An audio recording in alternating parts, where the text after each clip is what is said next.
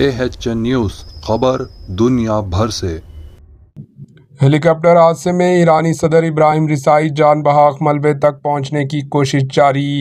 ایران کے صدر Ebrahim Raisi ہیلی copter حادثے میں جان بحق ہو گئے۔ ان کے ہمراہ ہیلی کاپٹر میں سوار ایران کے وزیر سماعت، دیگر افراد، وزیر خارجہ حسین عامر عبدالحنان، مشرقی عرزبائجان کے گورنر ملک رحمتی اور صدر کے سیکورٹی پرسنل سوار تھے۔ ان کی بھی موت واقع ہو گئی۔ ایران کی سرکاری میڈیا نے اس بات کی اطلاع دی۔ ایرانی صدر رئیسی کی ہیلی کاپٹر کو حادثہ مشرقی عرزبائجان میں اتوار کو خراب موسم کی وجہ سے اس وقت پیش آیا جب وہ ڈیم کے افتتاح کے بعد واپس ہو رہے تھے۔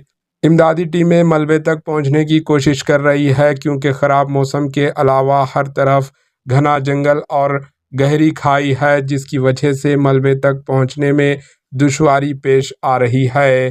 Bureau report, AHN news.